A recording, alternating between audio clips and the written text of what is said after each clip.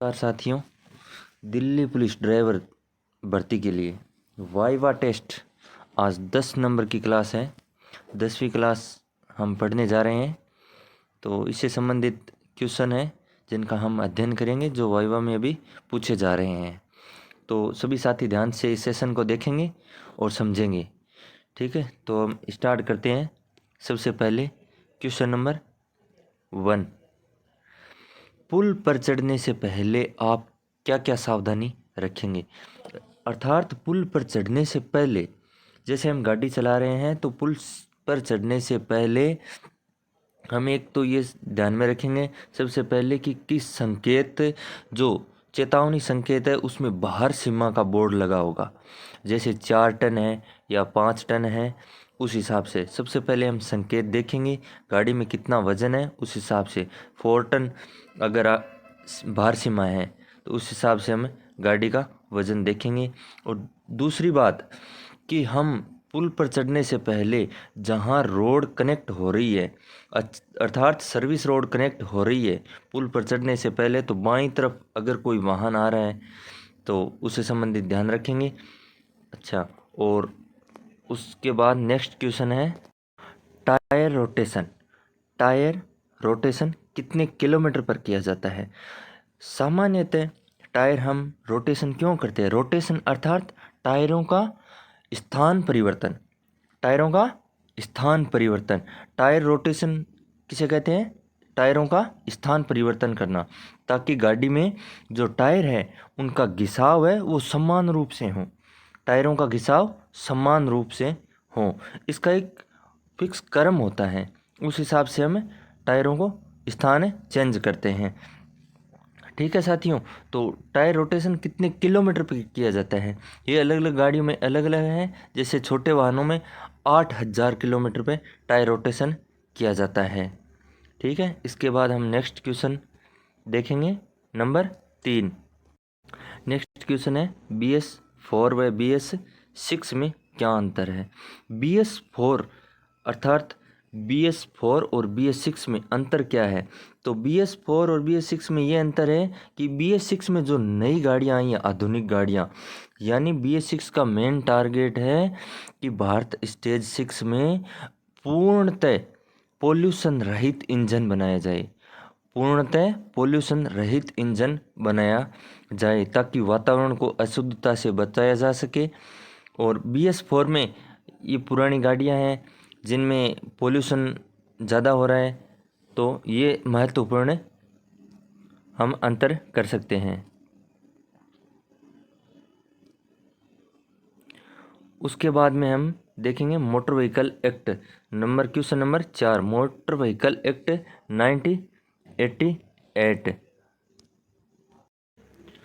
Motor vehicle act 1988 अर्थात motor vehicle act MVA का मतलब है कि एक अधिनियम है, भारत सरकार द्वारा बनाया गया अधिनियम है। इसमें वाहन से संबंधित डॉक्यूमेंट्स, कागजात से संबंधित जानकारी दी गई है, और यानी सामान्य पूरी डिटेल इसमें दी गई है। इसमें सड़क से संबंधित संकेतों का अगर हम पूरा पालन नहीं करते हैं तो जुर्माने से संबंधित काफ़ी जानकारी इसमें दी गई है। अर्थात पूरा मोटर व्हीकल एक्ट है, जो नियम कानून बना है, वो इसमें पूरी जानकारी है। नेक्स्ट क्वेश्चन है नंबर 5, लुब्रिकेशन क्या होता है। लुब्रिकेशन क्या होता है। तो साथियों, लुब्रिकेशन ये है कि इंजन में ऑयल होता है, तो वो ऑयल लुब्रिकेशन करता है। जैसे कि स्थिर पुर्जे और हरकती पुर्जे, जब पिस्टन TDC से BDC की ओर हरकत करता है तो इंजन के पूरे पार्ट्स जो हरकत करते हैं। अर्थात स्थिर पुर्जे और हरकती पुर्जे जब अपनी हरकत अवस्था में आएंगे तो रगड़ घिसावट के कारण जो उसमें गर्माइश पैदा होगी, उस गर्माइश को कम करने के लिए यूज़ होता है किसका, ऑयल का। जैसे उसमें चिकनाहट बनाए रखना और तापमान को कम करना और रगड़ घिसावट बिल्कुल कम करना। अच्छा, नेक्स्ट क्वेश्चन है ब्लाइंड सपोर्ट किसे कहते हैं। ब्लाइंड सपोर्ट अर्थात गाड़ी के दोनों side view mirror, left side view mirror और राइट साइड व्यू मिरर। उसमें जो स्थान हमें नहीं दिख रहा है, उसमें जो पीछे हमें जो स्थान नहीं दिख रहा है दोनों शीशों में, वो क्या है? ब्लाइंड स्पॉट है। ठीक है।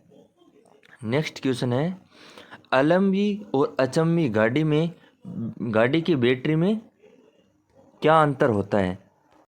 अचंभी गाड़ी और अचंभी गाड़ी की बैटरी में क्या अंतर होता है? तो मुख्य अंतर ये है कि अचंभी गाड़ी में जो बैटरी होती है वो 12 वोल्ट की होती है। कितने वोल्ट की? 12 वोल्ट की। और अचंभी गाड़ी में इसमें 24 वोल्ट की बैटरी होती है। मुख्य अंतर ये है। अचंभी में हाई पावर स्टोरेज बैटरी है और अचंभी में लो स्टोरेज पावर बैटरी, अर्थात कम पावर की आवश्यकता होती है। और अचंभी गाड़ी में हाई पावर की आवश्यकता होती है, तो बैटरी का साइज बड़ा होता है। नेक्स्ट क्वेश्चन है, रेडिएटर कैप खराब हो जाए तो क्या होगा? रेडिएटर कैप खराब हो जाए तो क्या होगा? तो इसमें आपको रेडिएटर कैप से संबंधित 3 बातें ध्यान में रखनी है। एक तो रेडिएटर कैप का कार्य है कि रेडिएटर को छलकने से, रेडिएटर में जो कूलेंट है उसे छलकने से बचाता है। दूसरा काम है पिचकने से बचाता है और फटने से बचाता है। पहला काम है रेडिएटर में जो कूलेंट है वो रेडिएटर कैप वो छलकने से बचाती है। दूसरा काम है रेडिएटर कैप रेडिएटर को फटने से बचाती है और पिचकने से बचाती है। फटने का अर्थात जब गाड़ी अपनी जब गाड़ी चल रही होती है तो उस टाइम क्या है कि इंजन में गर्माइश पैदा, उस गर्माइश को कम करने के लिए जो कूलेंट है, वाटर जैकेटों के माध्यम से जो कूलेंट बह रहा है इंजन में, तो वो क्या है? गर्म होगा। गर्म होगा तो क्या है? कोई भी चीज़ हो गर्म, अगर लिक्विड कोई गर्म होगा तो वो ऊपर आ जाएगा, यानी भाप के रूप में ऊपर होगा। तो प्रेशर पड़ेगा, रेडिएटर कैप पे प्रेशर पड़ेगा। तो प्रेशर से क्या है कि वो radiator PRV, pressure release valve, वो ओपन हो जाएगा प्रेशर के कारण। तो एक्स्ट्रा जो कूलेंट होगा भाप के रूप में वो रिजर्वायर टैंक में चला जाएगा।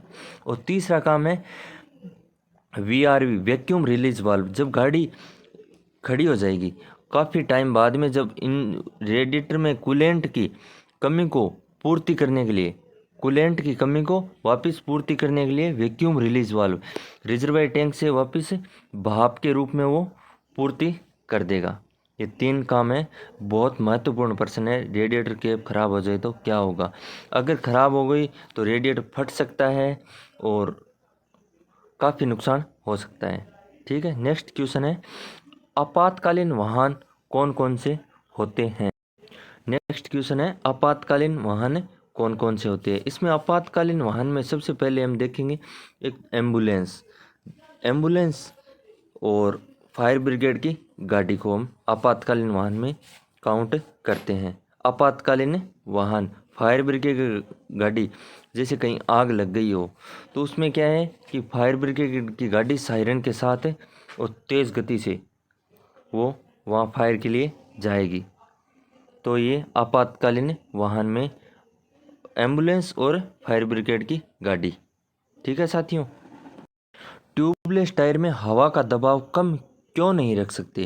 ट्यूबलेस टायर में हवा का दबाव कम इसलिए नहीं रख सकते क्योंकि वो टायर हार्ड होता है, यानी मजबूत होता है, पक्का होता है।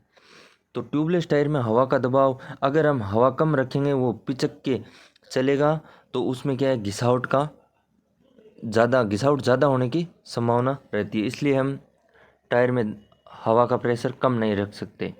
ओके साथियों, धन्यवाद। जय हिंद, जय भारत। ऐसे तैयारी करते रहें, आप अच्छे होंगे, स्वस्थ होंगे। ओके।